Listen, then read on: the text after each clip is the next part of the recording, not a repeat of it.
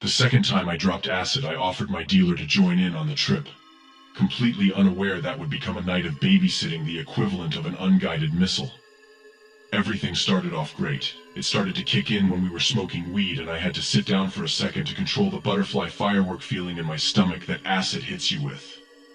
Sitting there on the stairs, I gazed at the unpainted cinder block walls of the basement we were in, as it became the bustling streets of a Chinese New Year celebration. There were people dancing, and one of those long decorated dragons they have in parades, winding and bouncing throughout the crowds. The shadows on the wall gave it an oddly purplish, misty hue, and the tiny rocks in the wall had a slowly pulsating gemstone look that gave the dragon's scales and markings a grand, level significance. The crowd and dragon danced throughout the street that I had an overhead view of as I stared into this wall.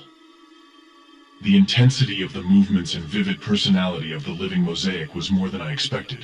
This stuff was for real. I excitedly asked if anyone else is seeing anything yet.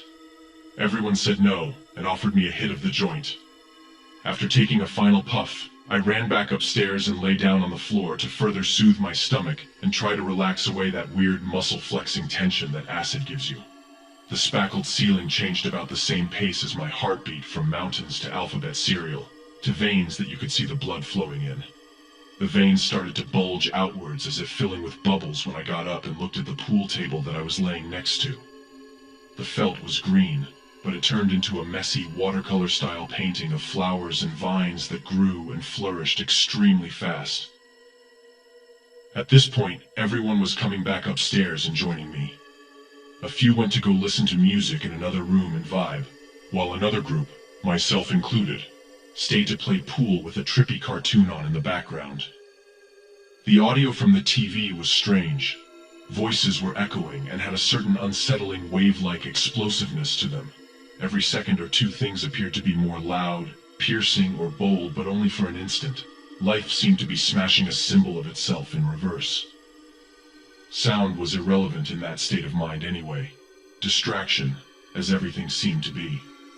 To be quite honest, at that point, everything that was happening made no sense to me at all.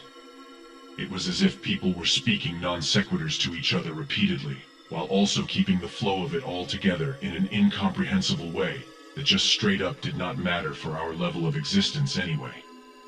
It was an intriguing way to look at life that, with extended dedication to understanding it, would surely render the person sounding as nonsensical as the way my friends sounded talking to each other that night.